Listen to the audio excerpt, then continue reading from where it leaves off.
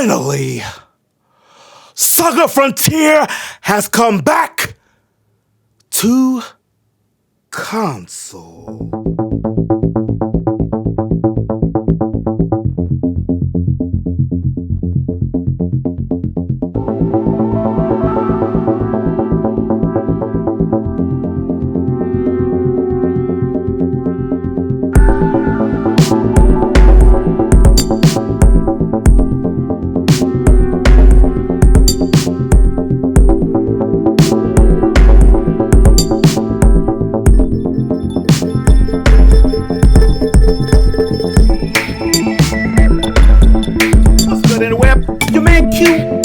Again with some more of that geek news, and you heard me.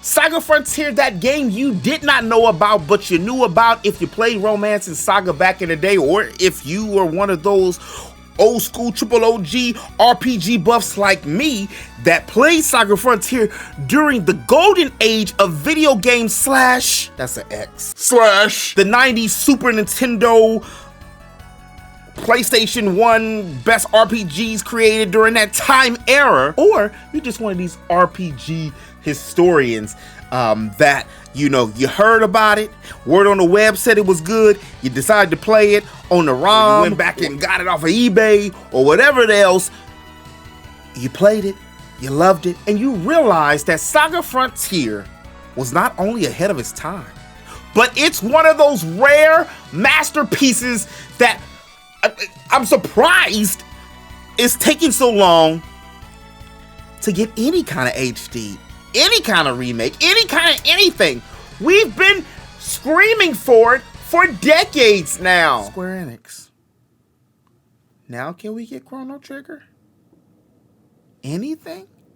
Saga Frontier takes place in a world called The Regions, which centers around a group of different worlds, varying degrees of culture, races, creeds, and technology, and of course magic. Like the main couple of characters is Blue and Red, magic and superhero, but we get to that. The game allows each player to follow the exploits of one of 7 protagonists, each with his or her own storyline. And not only was this ahead of its time, I said it a couple times because it was, but it also do kind of like Chrono Cross did, where you can't have every character in your party like you would do your tried and true RPGs like that.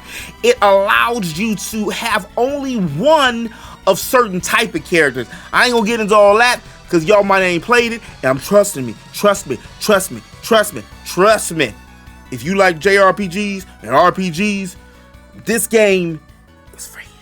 Play as a zealous, formerly a human girl who was run over by a carriage and given blood transfusion by a mystic lord. Chosen to be the charm's heir, she is despised by human and mystics due to her status as a half-mystic. Born a twin with an affinity magic, Blue is able to access powerful spells. However, these powers have been divided between himself and his twin brother, and therefore Blue can currently reach only half of his full potential. Years ago, the evil syndicate Black X killed his father and abducted his mother and his sister. Left for dead, Red was saved by Alucard, who came from the Holy Land of Heroes and granted him amazing powers. Red's sole mission from that day forth has been to search for Black X and all of its followers. My personal favorite stories, even early on as a kid playing this, I could see the maturity and the storytelling within Amelia's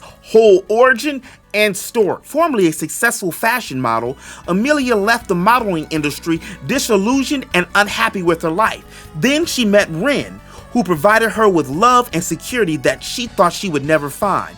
They were quickly engaged. But to Amelia's horror, Ren was murdered before they were married. Though she had only witnessed the crime, she was charged with his murder. Armed with the knowledge of the murderer's identity, she then makes way to escape prison and find the man who was responsible for her unhappiness. A simple country boy, Lute leads a gentle and worry-free life. Giving up work for his love of music, Lute seeks a new adventure and a new life. So he leaves his birthplace, instruments hand, and searching for his promised song of adventure.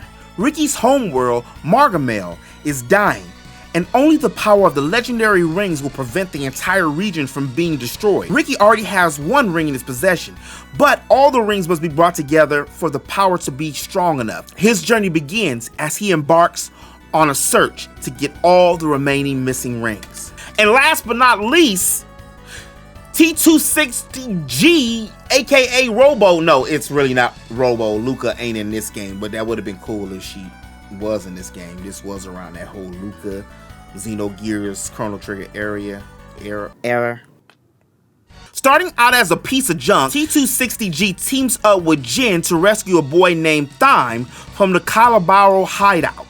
There are 4 areas that T260G is able to access: the crater, the port, and the town of Jump, and the combat arena. After his friend is rescued, he and Jin travel to the town of Scrap, where they are joined by Ricky and Mealing. One of the great things that I really loved about Saga Frontier, especially for a 1997 game, was the fact that you get your own party members, such as Amelia with certain other prisoners, or T260G with his own party members that you can later mesh and mash up with your other party to beat a certain part of the game. It has high replayability because if you're like me, you want to see the whole story and see who can work with who and who can't work with who, and whose story opens up to the greater big story. Saga Frontier, the remaster, will be dropping for the PlayStation 4 cell phones, believe it or not, for all my cell phone heads out there, the Nintendo Switch, and for the PC, sometimes in 2021.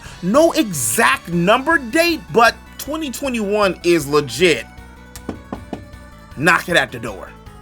If any new news for Saga Frontier remastered surfaces, you know I got your back. Until then, interweb, as always, this has been your man Q, your friendly neighborhood geek. If you did like this video, go ahead and do me a favor and hit that like button. And if you're new to my channel and you want to stay up to date on all things games, RPGs especially, and all things geek, make sure you hit that subscribe button.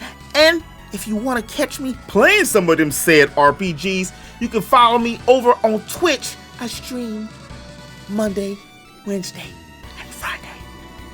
Until then, interweb, remember to eat, sleep, geek, repeat. I'll holler at y'all later. Peace.